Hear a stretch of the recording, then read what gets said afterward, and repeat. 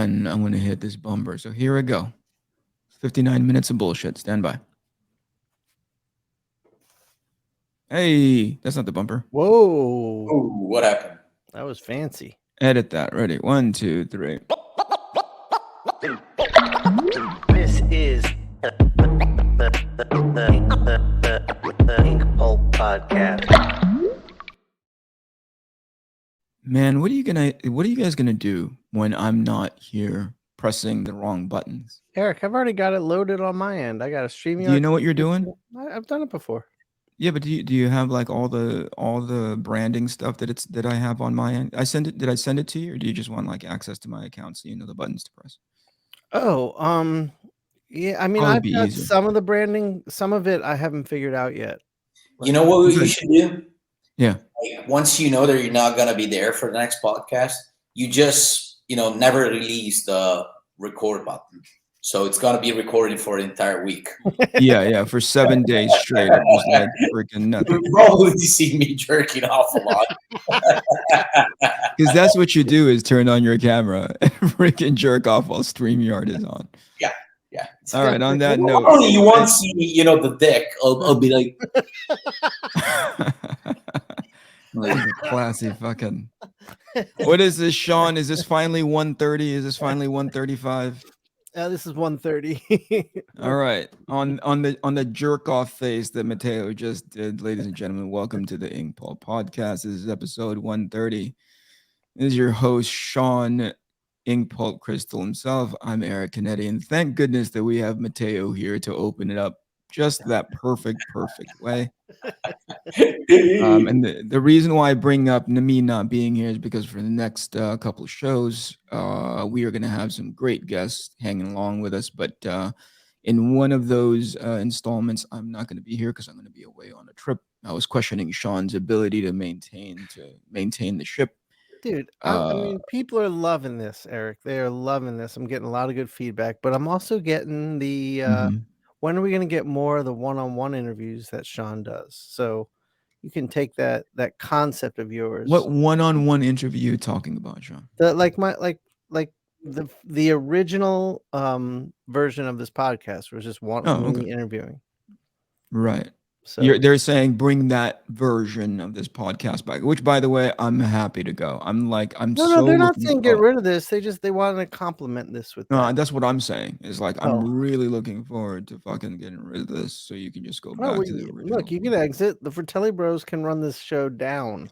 I have a really significant doubt that that's possible. All right. And by the way, let's speak the truth for a second. So next episode, you're not going to be there because our next guest is a little bit racist and he doesn't want a podcast with Asian people.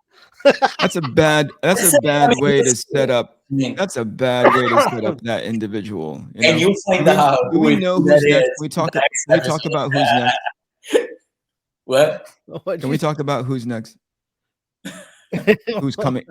No, who's coming onto the show next? Next is Ramon Perez. Right. So basically what Matteo just did is call Ramon Perez a really exalted, kind, gentle human being and called him a straight up racist. We will address that next week, Matteo. We'll talk to Ramon about his racist tendencies and convert That's such a bad. That you want to know an automatic way to not have more people to come on is just to lead into their episode calling them something that they're absolutely not. By the way, I can definitely confirm that Ramon is not a racist. Oh, I can't be 100% sure, but heaven forbid he comes on here next week. I'm like, oh, thank God that fucking Filipino guy's not here. I couldn't. Shawn and I will ask some question and we'll see. Yeah, you'll ask leading questions. Do you feel more or less comfortable that there is one less Filipino on this? We have a psychological racist profile quiz we can give him where the questions aren't so direct, but we'll know. Yeah, I'll have my light pointing at the screen. Interrogation room. Yeah, Ramon, I'm sorry ahead of time. I can't be here to facilitate that conversation. It's my fault. I should have scheduled better. All right, what are we talking about? It's funny because you talk to Ramon like he's listening to the podcast. Like, he is listening to the podcast. No, He's I gotta mentioned it a say, couple times. Ramon oh, really? is on Oh, social okay. media, and I've noticed. He was probably lying, but okay. No, I've noticed when he posts about it, our subscribers go up, and I get more views. Yeah. Okay. Well, we'll There you question go. on that too. Yeah, Well, we're gonna work on knocking this subscriber count down let's do it. because we're calling people Let's do freaking it. racist right up front. All right, again, I'm sorry, Ramon. Welcome to this stupid train wreck that keeps on going. John, you and Matteo had stuff to talk about.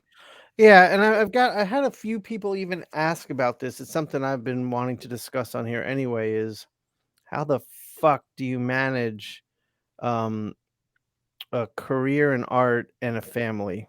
Because I mean, listening to you guys know from me, from just knowing me, and from people listening to my podcast, I've wrestled with that for 2 decades now. Yeah. And you're pumping out sketch covers like you have nothing else going on. I don't know how you're doing it. Yeah. And I just want to hear from you guys. Like, what's your schedule like? How do you balance everything? Eric is clearly neglecting his family. Oh, Okay, 100%. That's my explains it. answer. Yeah, Now yeah, I don't yeah. feel so bad. Yeah, there is 0%. I don't provide. I don't put food on the table. I just come into this room like, good luck out there. I don't care about you guys. Do either of you guys cook? Do you do? Yeah. Yeah, Matteo, you do. Eric, do you do any of the cooking in the house? Yeah, I've learned to, only because, I mean, this is maybe adjacent to what you're talking about, but as we're moving into an economy that's less, that's sort of like a downtrend in as far as like how much everything costs. Yeah. Right? Yeah. I've had to find ways to be like, hey, I can't eat out as much because I have to look at a 10-year, 15, 20-year plan for this family. So I have to start not just and it's weird, right? Because and you guys do it naturally, I think, because cooking is in your back pocket. Very, very easy for you guys. You're a great cook, Shawn. Matteo, I've been to your house. Great. Matteo's an amazing cook. Sorry to interrupt. For us, it's also cultural. Like, yes. in general, we look at you in the States, and it's weird for us to constantly order food at home. Yeah. Right. Like, it's something that grew up during COVID, because that's that was the only chance to in a certain period of time to get food from restaurants. But other than that, we're not really used to constantly order food. Like, we mainly cook. Yeah. I was raised. I mean, in that's a good habit across the board. Yeah, that's a good habit. How often were you getting like carry out, Eric? I mean, in my pre-kids time, it wasn't, between me and my wife, it would almost be 3 days, 4 days out of the week. Wow. Okay. And it was okay. I mean, because obviously the money that you start having, you have a budget. It wasn't like I was living outside of a budget, but you have a budget and you allotted for that, right? But the moment kids come into the picture, you start looking at that bucket of money that goes towards like, to go orders or like eating out or delivery or whatever. You start going like, hey, I could do much better with that. Here's the other point. And obviously just as a habit, it's good to start understanding, hey, this is what I can allocate my money to. But also it sets up, and this is weird, and Shawn, you're deep into it when you're like as a parent, but like the things that you do has a tendency to become 3x, 4x, 5x when your kids watch you do it. Like the level of influence that I have in my house, that's come into sharper focus for me to be like, oh, if I establish this habit now, to Matteo's point, maybe not necessarily in the wider culture that is Italy, but definitely within a household culture, right? Like, oh, this is what we do here, right? Right. And so if all they see is like, to-go plates and like freaking delivery bags, I don't know I don't think that's a very, sustainable and wise thing I should pass on to my kids. I agree. Right? I agree. Yeah. So I look at the things that I'm doing now, like cooking, actually being able to be capable of cooking and cooking good food, like whole food. That also, it's like weird. Like it all just kind of dominoes down. Like getting to-go food, I don't know what's in there. Does that Right. make sense? For Like, sure. I don't know Absolutely. what's in that food, and yeah, it tastes good, but ultimately somebody else prepared it for me. Right. What I like doing now is not just for myself as I'm trying to get healthier, but I'm also looking at like, oh, they need to get used to this version of food where like I know what's going Mhm. in there and I know what they're eating. Yeah, I Does can that make sense? say, yeah, it totally makes sense because now that my kids are older, I mean, they have a real appreciation for home cooked food, vegetables, Yeah. things that don't have a lot of additives into it.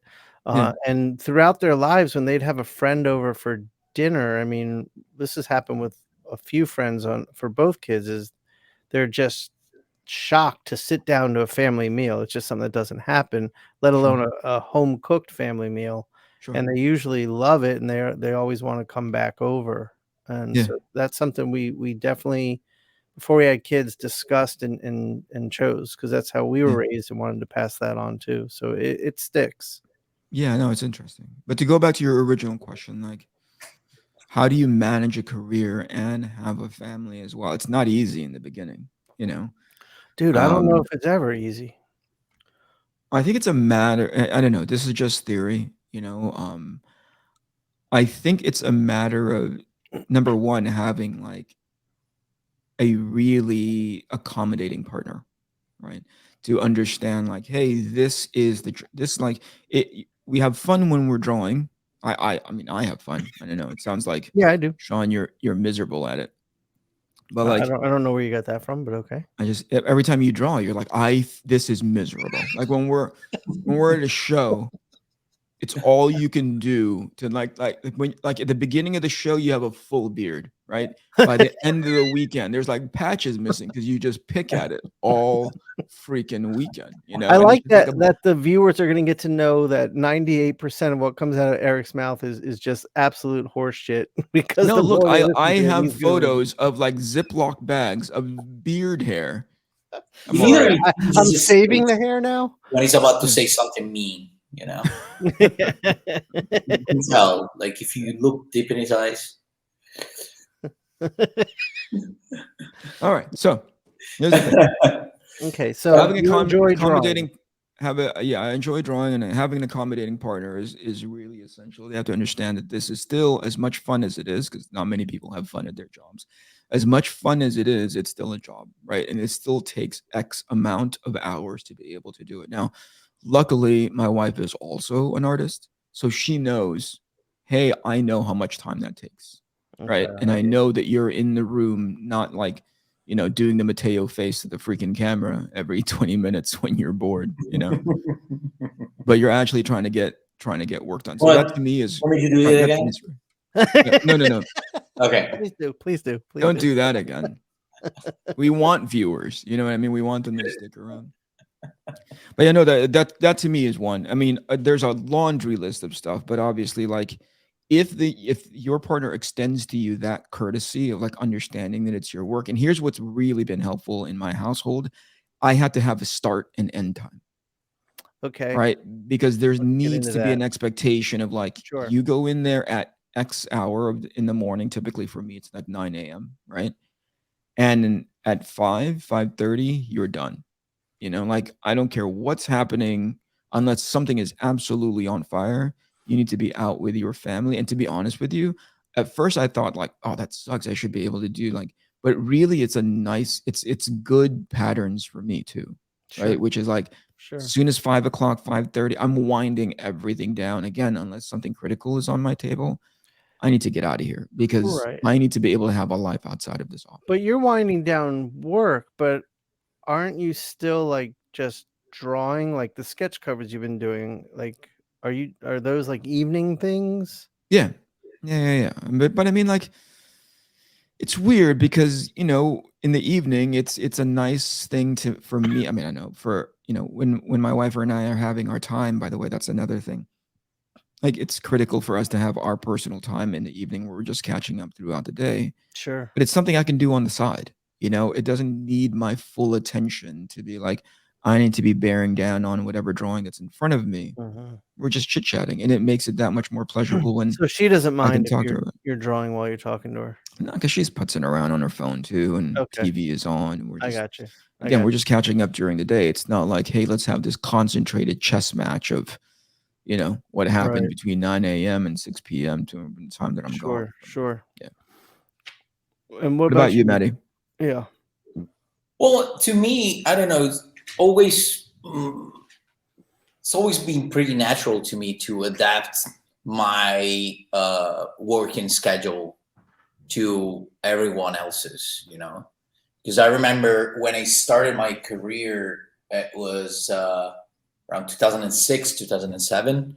And during these years, that's the first year when I had an actual girlfriend. Mm-hmm. And we stayed together for like 4 years.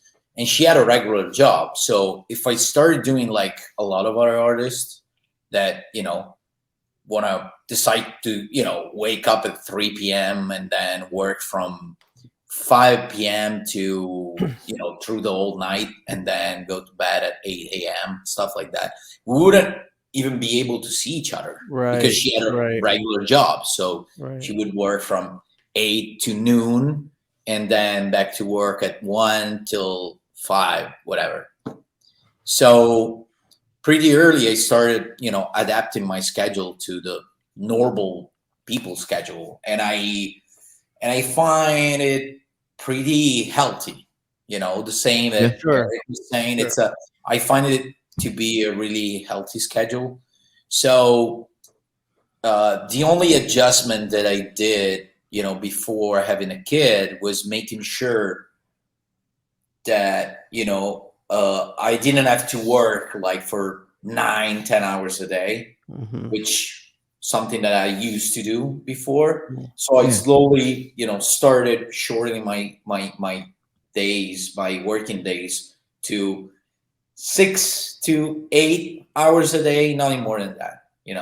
So maybe 4 hours in the morning or 5 hours in the morning, and another 3 in the afternoon, and that's it. Because at the end of the day, my girlfriend has a regular job, so she works now. She's working. She's back to working full time, so she stops at 5. And our kid is in the daycare, and right till 4, and then grandma goes in and grabs him. Or if I'm planning on finish early, I'll just go grab him at daycare. And it wasn't too traumatic, to be honest. Right, I got you. I think it's traumatic when you don't prepare yourself, True.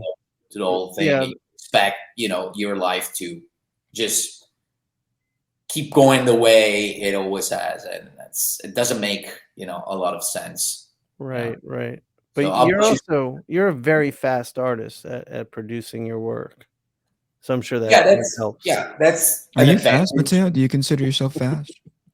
You want to see again the moment? That's definitely the cover for the episode. Not quick. I'm going to screen cap that, and that's going to be the cover for the episode. So, I've been learning lately to take my time, but if I have to go fast, I can go pretty fast, Yeah. I remember when I was working on Black Science, working maybe 9 to 10 hours a day, I could sometimes do more than 2 pages in a day. Wow. Yeah, but on average about 2. On average, I would say 2 probably in certain specific periods. 2 pages a day. Wow. That's pencils and inks. Yeah, pencils and inks. Yeah. Wow. I would just basically, my thing was I'll do 4 things a day.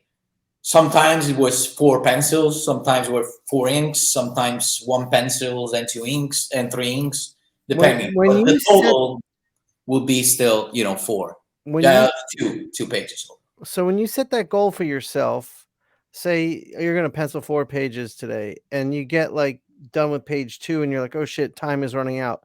Do you just speed up to get it done on time, or do you just let it fall? No, I was just doing it because I was on a roll, I was just, I was just, let's say, on fire. I was just, I felt really energetic, And so I would just, not a lot keep of this, hanging out pages, not a lot of that. But lately I've been changing my habits, so I'm not so concerned about where you laughing. I said, so there wasn't a lot of this. Oh yeah, no, not a lot, not a lot. And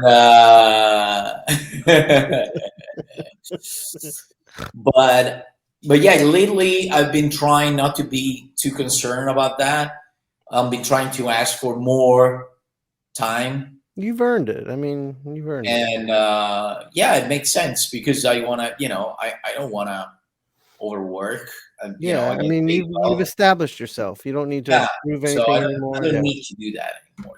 I don't need to prove that I'm, fast. I don't need, and I'm trying to, put quality in front, and well, as we've learned from my Easter freeze, right? As we've learned, it's not working for you. See, I didn't even have to make that joke anymore. You guys have already been. I get so many DMs with Mr. Freeze jokes now. It's really catching on. And yeah, well, in general, like the only problem is when when you have some unexpected event, like as it was happening in October, November, like my kid constantly getting sick. In that case, you might encounter some problems, but one thing that solves that problem is asking for a lot of time. So in general, you consider some missteps here and there in the total of the days that you ask for. Got it. Makes sense. Totally. Now you're lucky. You're sort of fortunate that you're, like you said, Shawn. Your kids are a bit older, a bit more independent, but they're still family, right? Yeah, and I mean, I had the misconception of always thinking when they got older, it means I get time back, and it's true to some extent, but then they get a social life, they don't have a driver's license, and you're like an Uber all of a sudden, and friends live a half hour away, and you're losing like an hour and a half just to drop them off and shit like that. Zoe has a car and has a license and has a full-time job now, so she's pretty self dependent. But Zach is, he's got his learners now, so he's learning, but yeah, there's a lot of time lost still. It's still a balance. I've come to find, and I don't know if it's the same for either of you, but I am tyrannical when it comes to setting goals for myself, if that makes any sense, right? Well, explain tyrannical. Because I think of my year as like quarters, like 3 months at a time, sometimes 4, sometimes I turn it into like 4-month goals, but oftentimes it's 3-month goals. Okay. Where I know what I make that year that level of bite size because I can wrap my mind around 3 months. Like I can kind of predict, or I can pretty much plan for 3 months. 4 months is a little tough. 6 months is like impossible. I don't know what 6 months is going to look like, but 3 months I can plan for that. That's fucking awesome. I've always done a yearly plan, and every month I sort of check in, but I'm having trouble keeping up with that. I like what I think the way I do it is like, here's the end result. Here's my expectation at the end of the year, right? So it's still a goal concept, right? It's like, hey, in 12 months, my expectation is to have this, but I know how to compartmentalize that year, so I end up leading into that. Are you just talking about work or talking about everything? Work. Okay. But then everything impacts that, right? So in my 3 months, I need to know, like, let's say for Athena, I need to get not just even pages done, but I need to get not just the pages, but also have it in the printer by this much. I need to have like the barcode. I need to have all this stuff registered. I need to have blah, blah, blah, right? But in that time, and I don't know if it's the same for you guys, but in that time, something will always come up. Somebody will be like, hey, wouldn't it be awesome if you also did this, which would capture my attention. I'd be like, whoa, I want to do that. Yeah. Oh, I want to do that convention. Hey, Shawn is going to, Shawn and Matteo are going to be in Seattle. And blah, blah, blah, blah, right? So I want to be able to go join them and hang out for a little bit. Dude, that's what I mean by tyrannical. I take as much of that stuff off of my table as I possibly can. Not because I don't want to hang out with you guys, which every day that I hang out with you guys, you don't I'm want to like, hang out with us, but yeah, it's true. Like I prove that I am wrong every time that I hang out with you guys, which is like, I want to go hang out with those guys. And then I go and I'm like, fuck, what a waste. every time you remember why you did it. Like I have like this short term, something's broken in my brain. I think it's like this weird temporal, Alzheimer's, where I forget how awful it is to be in your guys' company. I end up there and I'm all like, I remember this from last time. Why can't I fucking remember it? Anyway, so like it's really difficult for me now that I've trained myself to do it, to allow for anything else, which is a bonus and a curse at the same time, because I bear down on 3 months. I go like, I need to get that done, because I start thinking about like the amount, not because I've gotten some weird prognosis you're gonna be dead in 3 years, which by the way, though I'm gonna be dead in 3 years. Wow. But like I need to understand. You're breaking that on the podcast right now. Like this is official. Like you haven't said that before. There's no, what do you call it? There's no like, again, I haven't gone to a doctor and they looked at my chart and they were but like, you know, 3 years you're gone. In my heart, yeah, pretty much. If you keep doing this podcast, you will. You'll be lucky to make it 3 years. Every time, yeah. I had, before this podcast started, I had like easily 15 years. The more I hang out with you guys, it goes down 3 years at a time. But yeah, no, it's because I want to get stuff done, right? I'm seeing, number one, what's happening out there in the geography of our peer group. Not the young guys who are coming up, because who cares? They're in their own personal journey. But I'm just talking about like generally a snapshot of the people that we came up with. And it makes me a little sad, right? In what way? Because I see a lot of people in our, like, they've never taken control of their careers. They've always sat there, hat in hand, going like, "What's next for me?" And I think that level of I was on that train, right? That level of dependency on an industry that's not looking out for you long term. They're looking out for you in the moment because it helps their business to make you, to stand you up as an individual, as an artist, but it's never set up to be successful for you long term, right? And even the people who are exceptional at their jobs in the industry are still at the behest of the people who are giving them work to do. Sure. Which to me makes me go like, I don't think I have the long-term tenacity to live like that. I don't think I have. And as a matter of fact, I have more faith in my ability to pump out work than to worry about what somebody else is, what other work somebody else is going to give me. So that is a motivating factor for me to bear down and be like, you got to get this done as much as possible, because this isn't a 5 year, this isn't like a 1 year thing, this isn't a 2 year thing, this is a 10-year thing, right? Which in a situation in which I had a time traveling machine, I wish I could go back 10 years ago and be like, invest in this like right now. Sure, I wish the same, for sure. So I always look at it as like, okay, so there is a responsibility for me to be a good father, to be a good husband, and to be a good family man. But there's also a part of me, again, thankfully, my wife understands this, where it's like, I need to start investing in this right now, because this isn't something that will just come if I put this on cruise control and assume something is going to come from me. And you've heard that term, like, fortune favors the bold, right? Sometimes people run into something without having to plan for it. But I think when success does hit them, and it's an unplanned version of success, more often than not, 9 times out of 10, you can tell that person is not ready for it, because they've never built up the muscle to like understand what success looks like and how to navigate what success is, right? The people who are successful at it, you're like, oh, I know why. Success came almost like right on top of them, but it wasn't because they were unprepared for it. They've been working at it since forever, right? So you see the guys who are busting their butts and you're like, whoa, that guy came out of nowhere. And you're like, not really.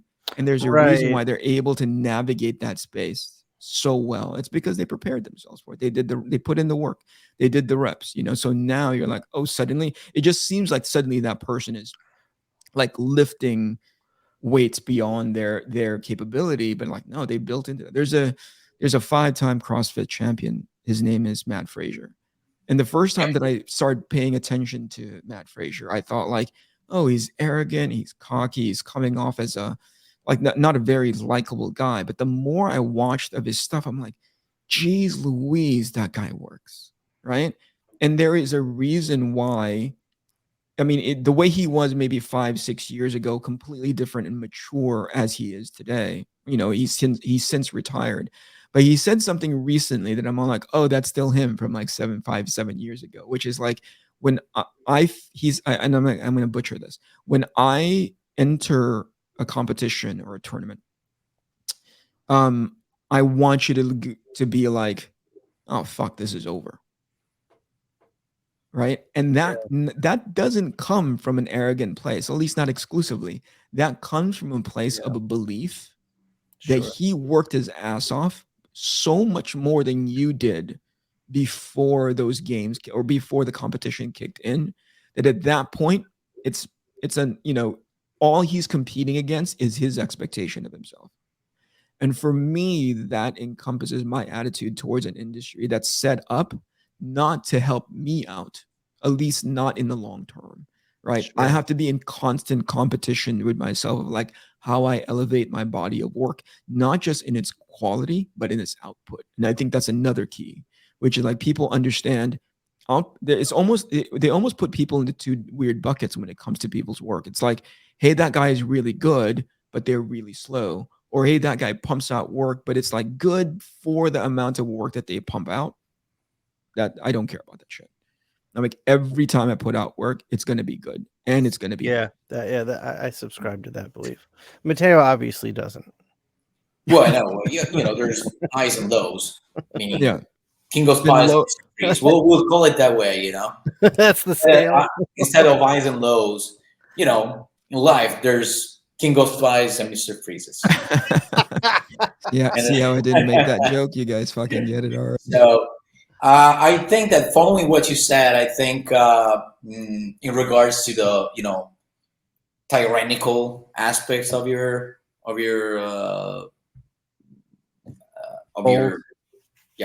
personality. Yeah. I think there's two muscles that, at least that's what I'm trying to work on it. One is that tyrannical muscle, which intervenes in times of necessity, when you see that time is running up and you gotta lock out everything else and be like, no, I gotta focus and nothing else matters. If I have something planned out and I can do that, I'm gonna cancel it because otherwise I'm gonna be late, and so I gotta be really efficient. But on the other hand, I think that there's another muscle that is really important, and this goes back to what I was saying about having a kid.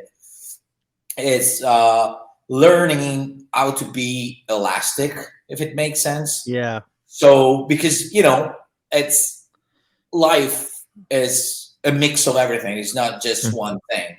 Sure. So and life, in order to be, I think, a complete life, has to be dynamic. And you got to be prepared to handle this dynamic moments and learn how to accept that, because there's nothing you can do about it. Like, life goes on and you're not in control, and you're never in complete control of that. So you got to be able to grab the steering wheel and drive the ship of whatever you want to drive properly. At a certain time when it's really needed, but also you gotta learn how to adapt yourself, when life, throws at you curveballs and I agree. That's a good point. That's I agree.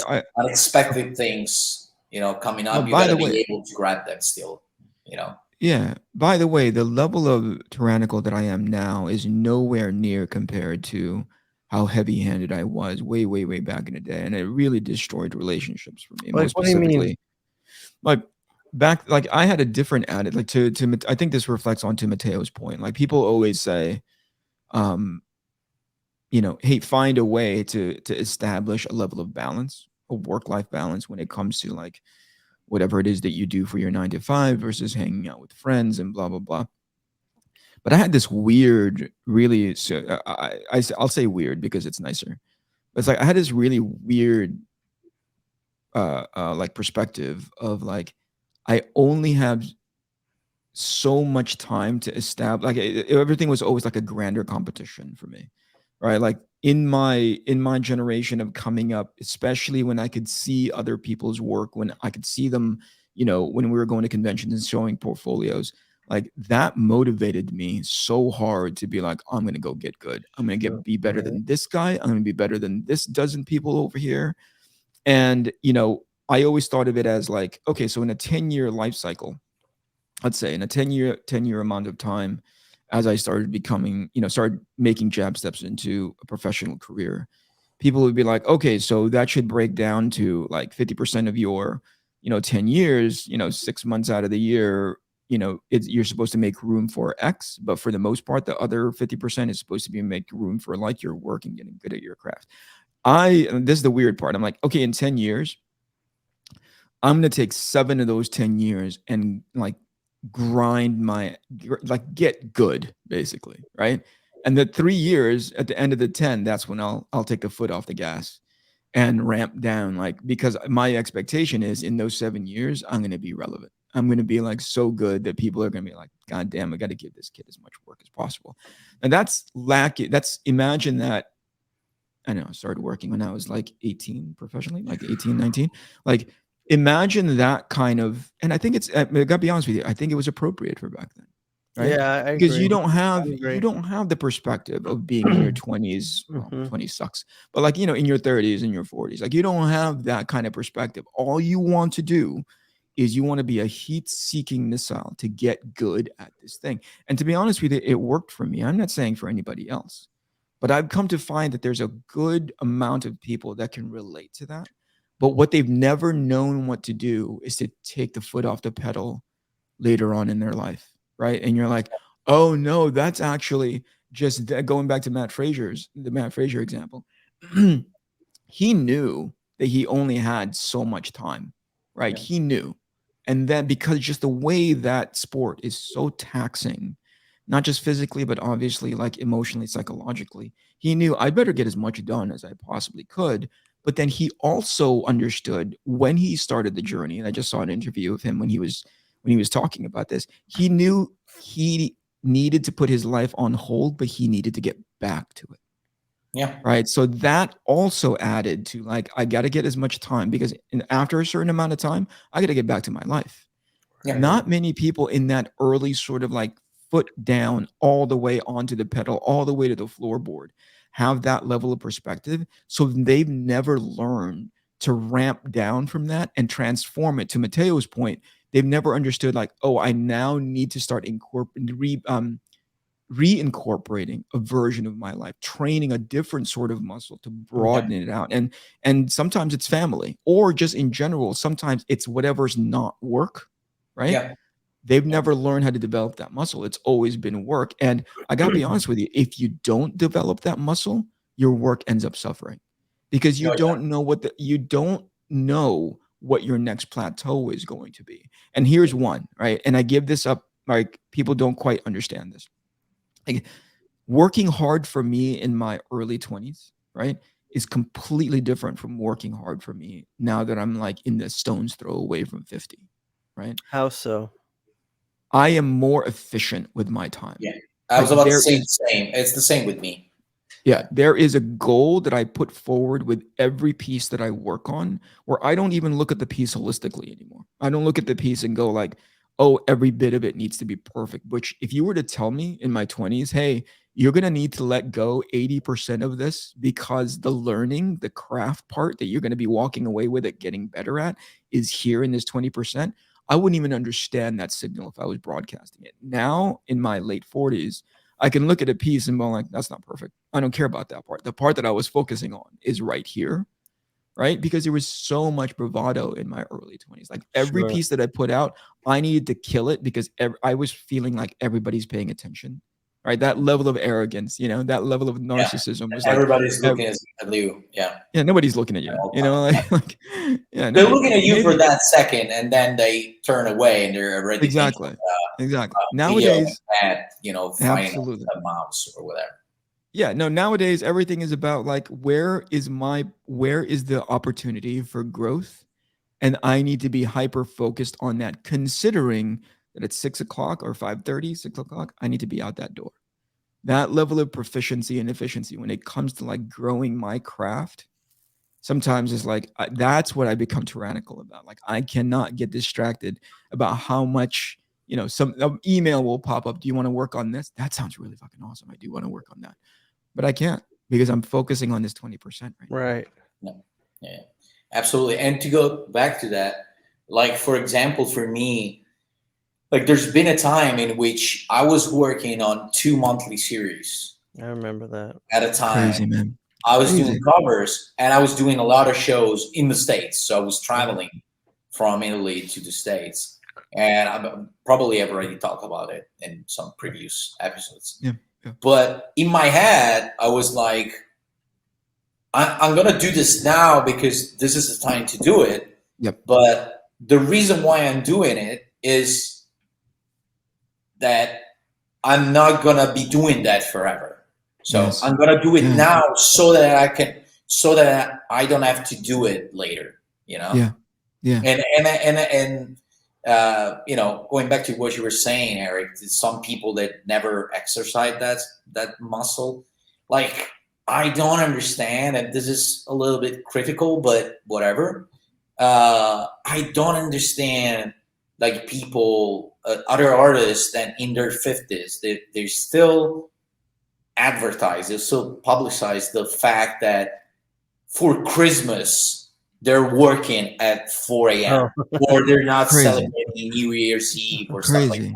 Yeah. Like, just go and live a life. Like, you don't need, like, why? What are you trying to show to other people? Like, what are you proving with this? Yeah. And there's still, I understand that mindset, because when I was young, I was really proud of myself if I worked like for 7 days a week. Sure. And I was working like 14 hours, 16 hours a day sometimes. Yeah. Like I was a fucking mule. Yeah, I remember doing that. I understand that feeling. It's a really powerful feeling. But back then, like after a while, it becomes sad. It's not. Yeah. It's not powerful. Sure. I get it. I mean, look, lately I'm having to do the 7 days a week, but I'm not doing the 12-hour days. But it's just things have been popping up, and you got to make up the time somewhere. So it's just fallen that way. I understand that, but you don't find it powerful. You just do it because you have to. Right. Yeah. And I'm saying to myself, like, I really want to be at home relaxing on this. Yeah. Yeah. That's what I'm saying is the way you interact with that part of your life. You're just saying. I do live a life, and that's why I'm putting in 7 days a week. Like, we'll go out and do things. I go to the gym. Zoe works out with me 4 or 5 days a week now. So yeah, I mean, I'm living, and we go to cons and we live it up there too. Yeah, absolutely. I mean, but also, Shawn, go ahead. And I want to like help highlight what Matteo is saying. Like, far be it for me to be able to capture what's going on in that artist's life, but generally, whenever I hear people like they've worked, especially later on in their careers, similar to Matteo, I don't want to be overcritical, but I'm like, I can't relate to people who are in, later on in their careers, like cranking through major sort of like holidays that I find to be very important. But again, we might not align on like what's important for their day-to-day. It's a foreign concept to me. I'm like, dude, that's not should you be doing that? But then that also gives me insight as to like, oh, it's because you're not in a position in which you can take that time off for yourself. You choose not to. Like I almost, project onto them like, oh, you did some poor life planning there. But to go back to what Shawn is saying, like Shawn did a version of his career in by which he was following the game plan, and it never, came to full fruition. But now you're getting this opportunity to be like, oh, this is actually what I want instead. So it's almost like this delayed version of potentially what Matteo and I went through in our mid to early 20s. Sure. You're getting that opportunity now. You're just it just came at this point Yeah. in your life where you're like, I'm going to do this right now because I missed out on doing it previously, Right. right?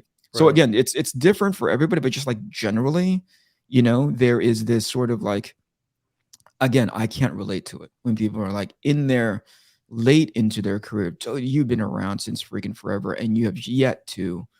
Again, this speaks specifically about the peers that we have when we were coming up, and I'm like, oh, you were still cranking on that thing, and maybe you're having fun. What I'm looking at right now is, gosh, man, what does your 70s look like? Right. Right. Yeah. When you are Yes. still at the behest of the next monthly thing that you're working on. Take control of some of the thing. Yeah, it's gonna be freaking tough as heck, but it's the investment. Who else? Like, what other investment is more important than your own personal sort of like That's the truth right there. longevity, right? Um, And you're right. To make that decision later in life, or to wake up and realize it, and to go do it, is fucking hard, but long term it's easier or better. yeah, yeah. I've seen a lot of talk about like, and at first I was dismissive about it because I thought like, look at this entire generation of soft people, which is like, oh, people are against the idea of doing that art grind, right? Because it Yeah. leads to burnout and blah blah blah. I'm like, um, my knee jerk was like, stop being so soft, Yeah. realistically. Yeah. But realistically, that's really sort of dumb of me to think it that way. Because again, I don't know their specific Sure, situation. sure. But I But always, but but I I do always, think there go ahead, go ahead, go ahead. no, no, go. I was gonna say, but I do think, I agree with you, but I think the sentiment of, "No, you need to grind early," it's about developing your craft, and you gotta put in crazy, crazy, crazy hours to really hone that craft. I Yeah. do think that's But Yeah. essential. that's my point, right? Like when somebody says that, it opens up a box of questions for me, Yeah. which makes me go like, do you feel like that you're grinding and burning out, and you're at the end of the day, you don't feel like you're getting anything at the end of it? Like you're not getting better at your craft, you're not getting better at painting, color theory, anatomy, whatever it is. Like, is Mhm. that why it's feeling like a grind? And if that's the case, then that needs planning. You need to be deliberate about what you're doing behind your desk, because oftentimes, well, not oftentimes, more than a handful of times, I've seen people like, I draw every day and my social media thing isn't getting any better. My people don't know my work enough, or I'm not really getting out there. My follower count is, I'm like, oh, you've got a weird metric. That's the one where I go like, that's the wrong thing to be paying attention to right now in as Right. far as your craft. Because like, if you believe that there is an association to your relevancy, how good you're becoming because 20,000 people are following you, 5,300 people are following you, that is a weird societal disconnect. An integer that outside and external forces are putting onto your self-worth. Don't That's when I start going like, yeah, you're burning out for a completely wrong reason, right? Right, Burn out for the right reason, right, and I agree with you on that, but it does seem the industry has subscribed to that belief. Like, people are You've subscribed to the industry subscribing to that belief. well, I've seen enough people get hired just because 'cause they're sensations on the internet to you don't think so? I'm thinking. Well, I've seen people get hired based on being an internet sensation, but they rarely last. They rarely last. I mean, I've seen a ton of work um, that are short-lived. And I'm talking about, again, thinking about things in 10-year chunks, right? Okay, When they get okay. hired young Well, I and you guess we'll go have to like, see whoa. because it's still young. Mhm. I mean, this is anecdotal, but I've seen enough of like, whoa, that's the latest, hottest thing. You fast forward to their from their career, like, 7 years.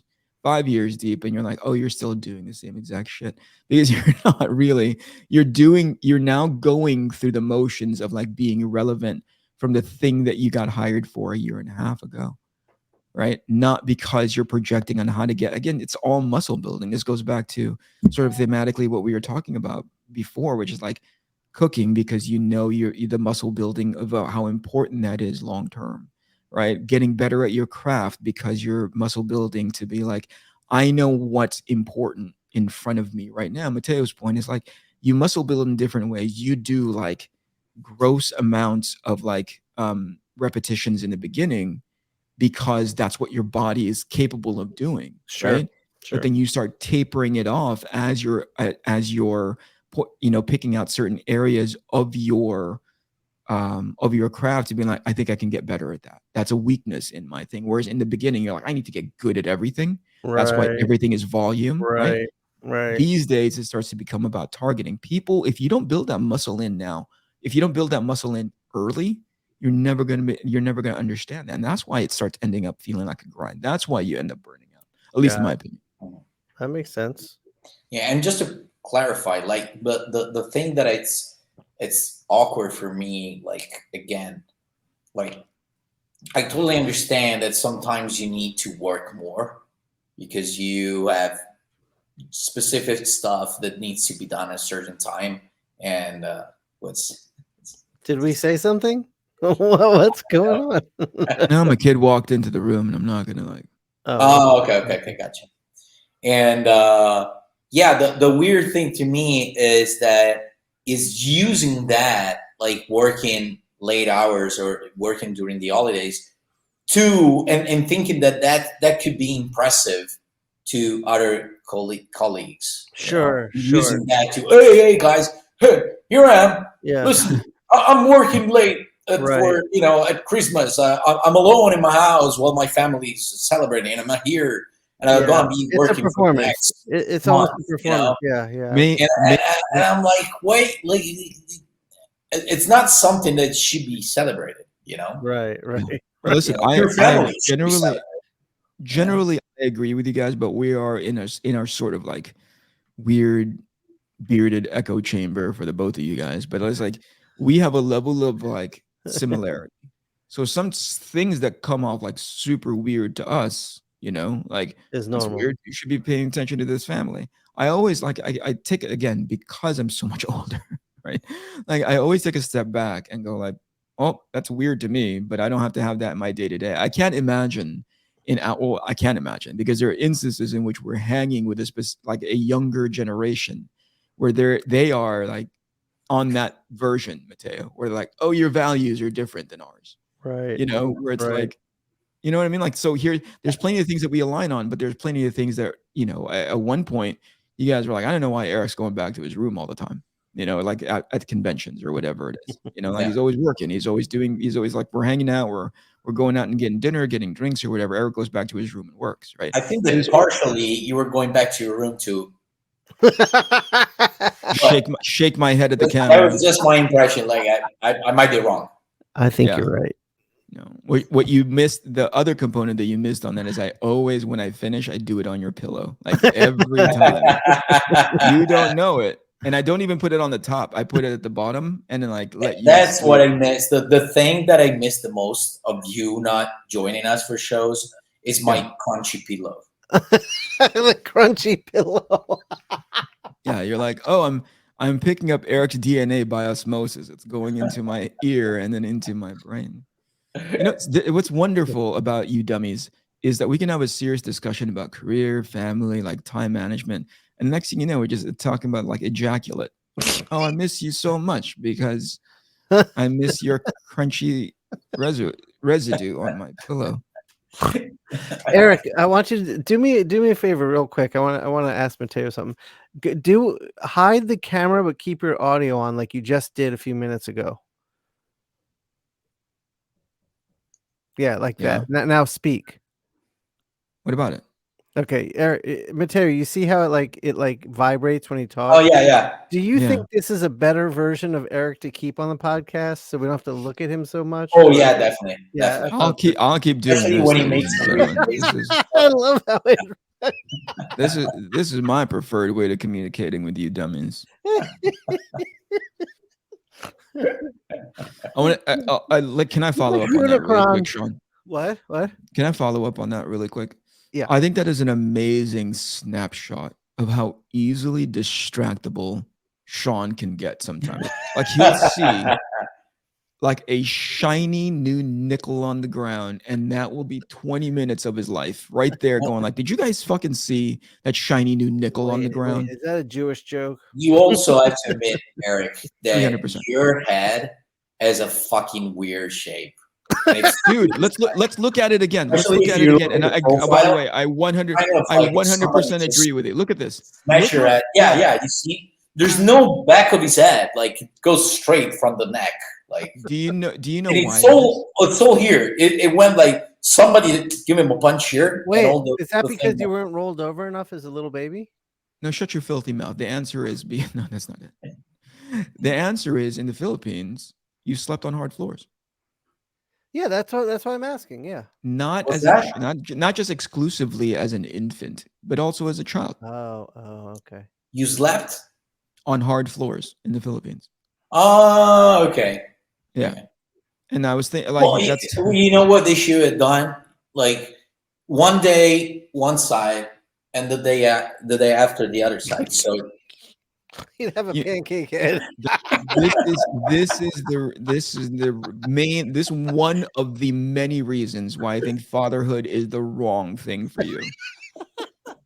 Well, no, to be fair, the doctor told us when our kids were little to make sure to roll them over when they're sleeping. Otherwise, you'll turn up looking like Eric.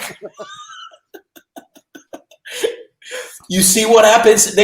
Every doctor, every pediatrician, they should hold my picture up. Picture of Eric in their studio.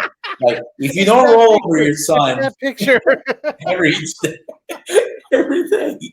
it will look like this. Do you want your kid to be looking like this? This is really difficult to be with you guys at any given time, but most specifically when the both of you are aligned about my flat head. It's really, I make myself vulnerable to you guys, show the picture, and you're like, look at this friggin' flat head. Look at the weirdo with a flat head.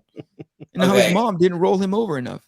As we are in the subject, I gotta ask you another thing, about another weird feature of your face. Okay. Your ears. Do you have anyone who was in your family that has those ears? The attached earlobes.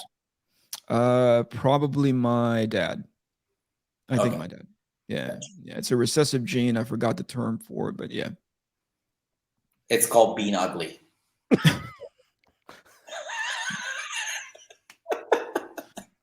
Sorry. No, I love, this is another part that I love about you. You're getting good at the jokes, and it's mean. It's like really mean when you do finally, it. After 20 years of knowing me, now you're realizing that I understand that. Like you don't really do like subtle jokes. You just go like, and you're ugly. That's like the level of fucking. That's the level of humor that you go to. Is just like, it's not even subtle at all. There's this is what I've been looking for, like for the last 20 years, just to get to this level of comedy. Yeah, the level. I want to help highlight the level of comedy that you're in. No, yeah, I forgot what the term of it is. It's definitely not called "you're ugly." I hope that's not what it's called. But there's a term for the attached earlobes. There's a term for it's something that my wife has been deliberate about in regards to our kids sleeping, similar to what you guys were talking about. Like at the earliest part of his life, he had like those pillows that are like, that had the holes in them. Have you seen that? Like a donut pillow?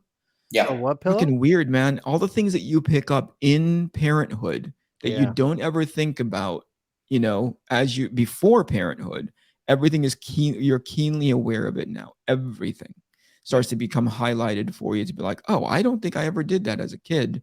And you go like, oh yeah, clearly, because I now have a flat head, or you know what I mean? Like, I'll tell you another one. Have you guys heard of what a tongue tie is? Yeah. Tongue tie?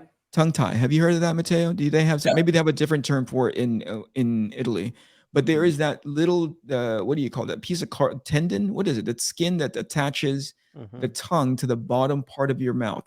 Okay. Have you seen that? Now, if it grows too long, or if it's too much attached to the bottom part of the tongue, it presents a potential, not 100% confirmed, but there's evidence that it presents a potential complication to how a kid can talk and enunciate. Oh yeah. Okay. Did you know that? Just because of the way? No, I imagine, as you were saying, I was imagining some problem, some language problem. So it is, yeah. That's what we were told. Now our son doesn't. I don't know. We never had him checked for a tongue tie, but when our daughter was born, that's one of the things that they identified immediately. Hey, your daughter has a tongue tie. You might need to deal with that, right? Yeah. So How do you it's deal like with that? it's a I think minor. they just snap it, right? They snip it, and then you Yeah, have they to snip it. exercise it so that it doesn't reattach. So for 3, and you the weird thing is completely off topic in regards to like what we were talking about before, but like the frequency in which you have to like exercise it, which is effectively like open the little infant's mouth and like, stretch the tongue upwards away from the cartilage or that skin so that it doesn't reattach itself. The frequency is like every 3 hours, Jesus. 4 hours. It's weird. So here what were we talking about? Like, one of the key things about, becoming a brand new parent is just getting as much rest as possible. Like you need to sleep because that kid is just going to wake up at any time. Like there's an old adage that says like, you sleep and the baby sleeps, right? Yes. I couldn't imagine every 3 hours in the middle of my daughter's sleeping cycle, which she loved sleeping, unlike my son. Like I would have to go into that room, open, wake her up and open her mouth almost forcefully so that we can treat this tongue tie. It was so counterintuitive of everything that I'd learned with my first kid, which is like, if he's sleeping, I'm not going to bother him. I'm going to let him sleep as long as possible. My daughter loves sleeping. So the idea that I need to go in there for I can't remember how many weeks that was. I'm like, hey, wake up. We're going to open your mouth and stretch out this thing that I know is painful for you. Right. Because you're now thinking of what their life is going to be 5 years from being an infant so that they can talk correctly without any sort of complications. That's the weird kind of things that parenthood throws at you. So it healed okay? Everything's good? What, my boy or my girl? Your girl's tongue tie. No, she's amazing. Okay. She's amazing. She's like a freaking, every time I'm brushing her teeth at nighttime, when it's time to clean her tongue, she sticks that tongue out. I'm like, it sticks out like this. And I'm all like, oh yeah, there's a reason why. You should create a logo and a jingle for this moment. We're gonna be calling it Dad Talk, so people know that here comes the Dad Talk. Yeah, I'm gonna tune out of this episode. There it is. Do that. Capture that, Shawn, and just like jingle the heck out of what Matteo just said. Create a logo really quick. So actually, what we gotta do, we gotta get Matteo a mic.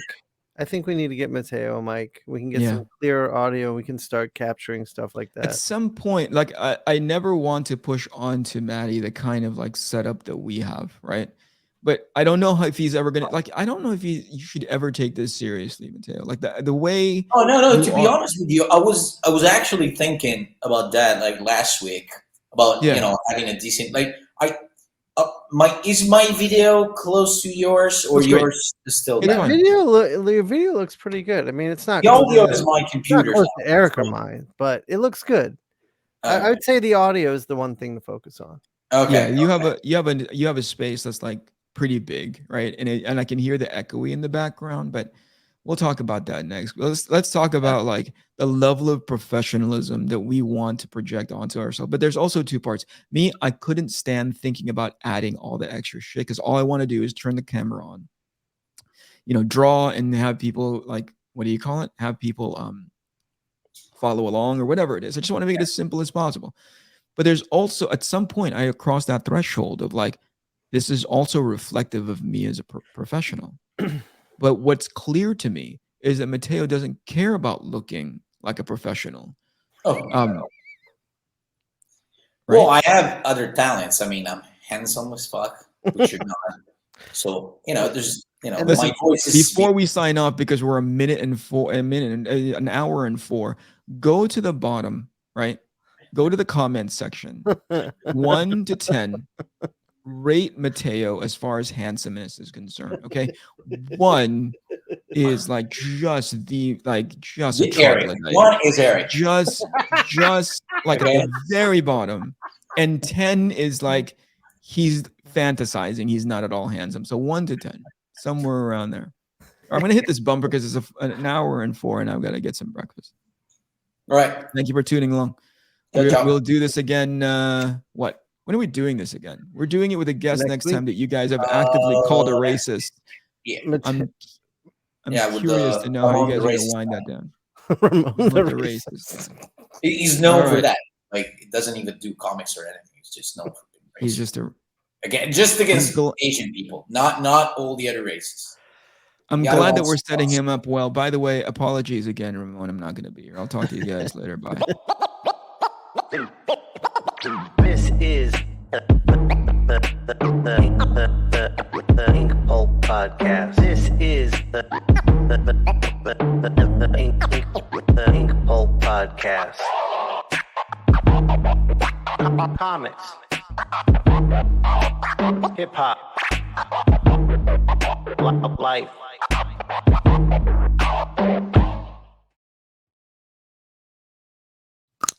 Yo.